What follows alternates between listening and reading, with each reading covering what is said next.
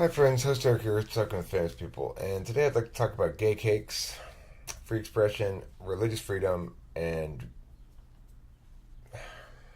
the problem with the way Supreme Court operates in general. So, first of all, of course, they made the correct ruling that the baker should not be forced to make cakes for gay people that he doesn't feel like he wants to make.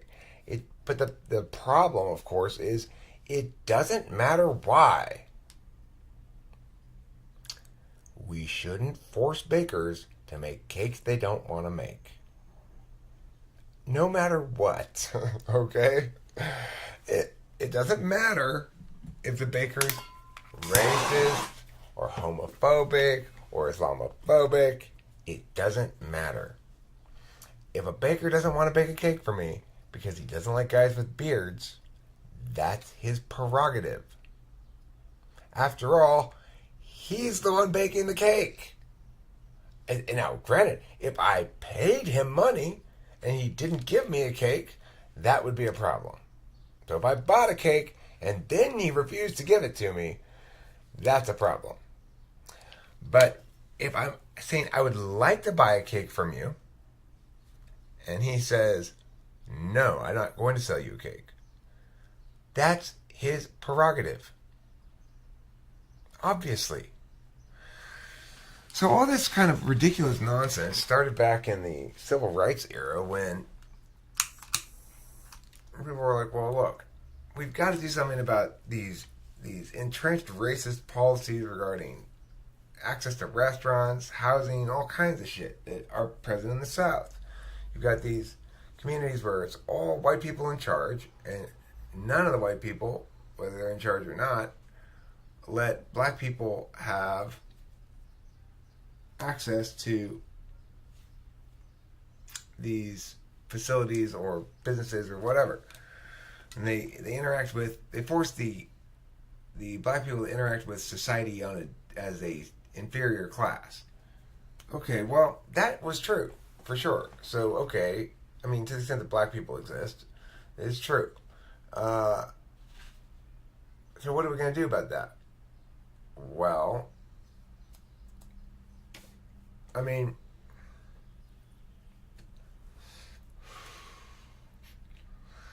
I don't know what we do about that. I agree that it needed to have something done about it back in the day. Because obviously there weren't free market alternatives being provided. That was the problem. It was a restriction of the free market. If all the businesses are colluding and conspiring with one another to all treat this group of people as second class citizens, then it's collusionary, and therefore it's anti competition, anti competitive, anti free markets, and thereby bad.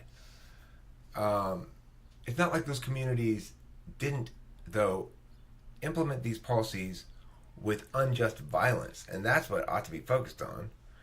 Like, if nobody was ever at risk of being treated violently, then people can have as strong opinions as they want about it. Somebody's going to open up that business that does let everybody sit to the same counter in the South.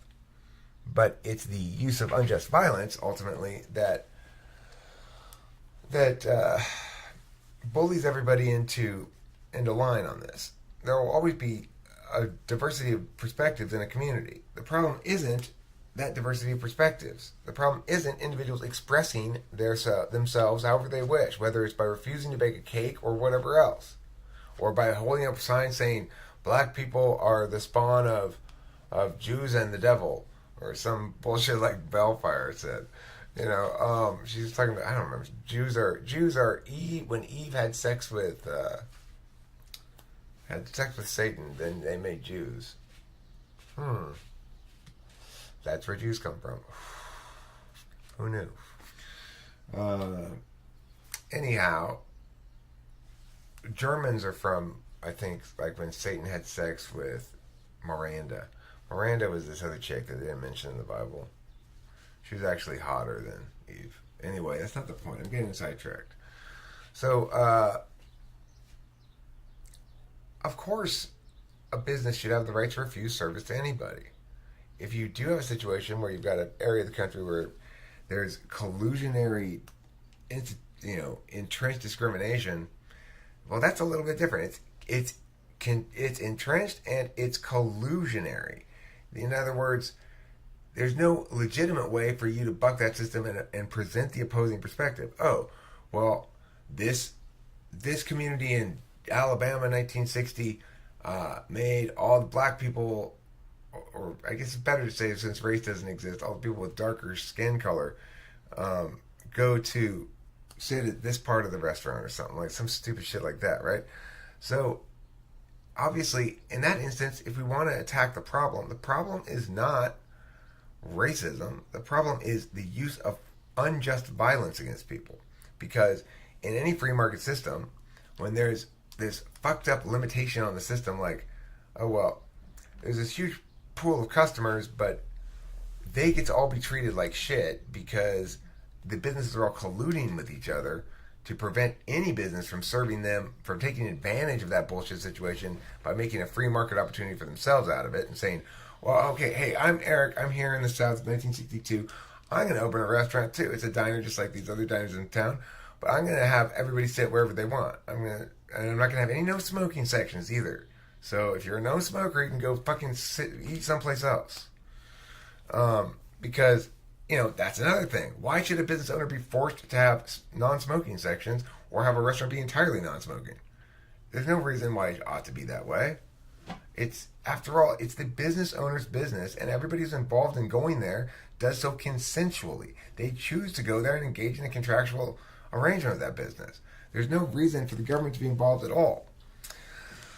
So going back to the gay cake thing. So, okay, the Supreme Court ruled today that it ruled in favor of the baker on religious freedom grounds and on the necessity to have the government's laws and stuff be religiously neutral. They pointed out that this commission that ruled against the guy who refused to bake a cake for gay people had ruled 3 times in favor of bakers who refused to make cakes with anti-gay marriage slogans on them. So it only works one direction, apparently.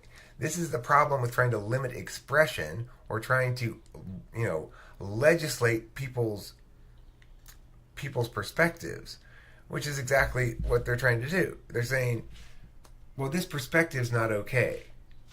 Okay, it may not be okay to have these, like, say, example, racist towns in Alabama in 1962 where there's no free market opportunity for taking advantage of their backward fuckery, Because why? Because of unjust violence. That's a circumstance where you need to go in and say, no, because we, the federal government, need to come in here and say, you've got to stop this shit. The solution will take care of itself if we can have a situation where people can safely open up competing businesses that offer competing perspectives, or open up advocacy groups that offer competing perspectives safely. If it's 1962 and I can safely open up a storefront in some town in Alabama that's advocating a natural rights framework, which would be a post-racial framework, then obviously if it's not safe for me to do so, then that's the problem. If it is safe for me to do so, if it were safe for black people then to start just screaming at some white dude in the street, be like, fuck you, ass white, blah, blah, blah, blah, blah. Well, then all of a sudden, if it were safe, then we wouldn't have that problem for long, right? So the problem is unjust applications of violence. It's not racism. It's not homophobia. It's not misogyny. It's not anything else. If we respect native natural law, which is to say basic natural negative rights, that is to say every person has a duty to not transgress upon another, regardless of their perspective, then we can rule properly in cases like this. It's not an issue of religious freedom. It's an issue of free expression.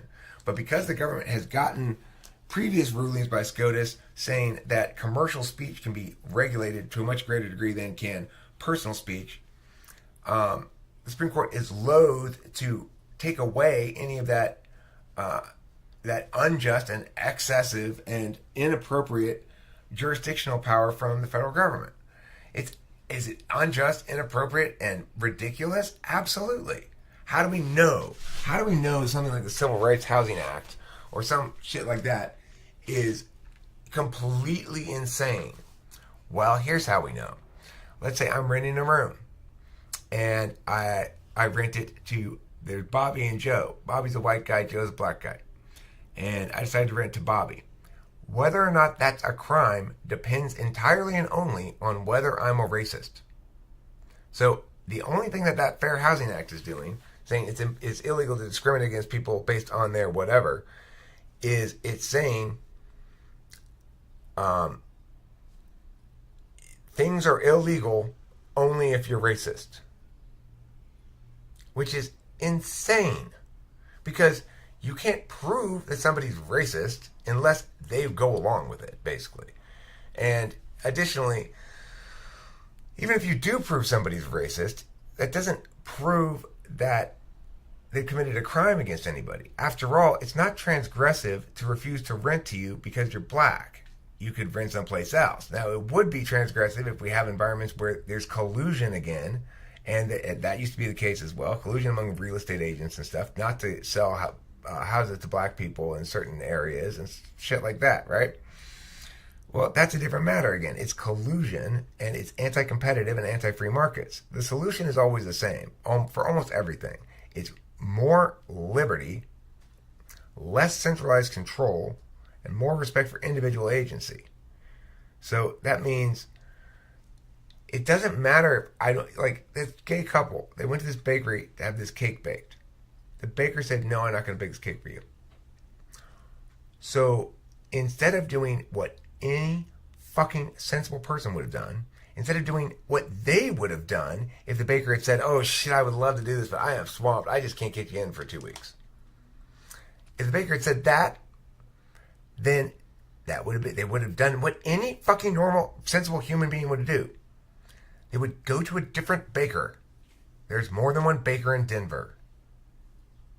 Most of them put big ass signs up going like, you can come in here fucking each other in the ass while you're ordering your cake, and we'll be happy to draw a portrait of you guys anally having at each other and put that on the cake for you.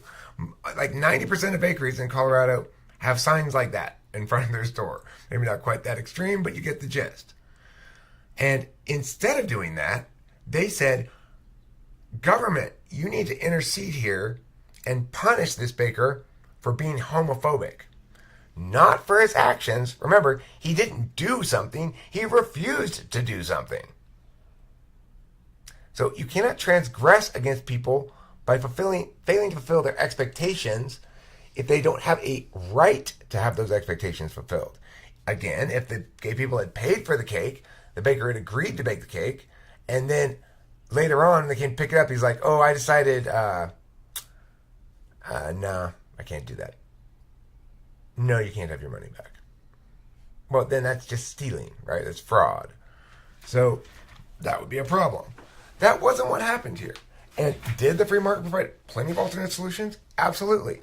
So this is what happens when we make the wrong kind of arguments. The Supreme Court ruled in the right way for the wrong reason, which sets precedents. Case law is so much more important than real law, and people don't understand that.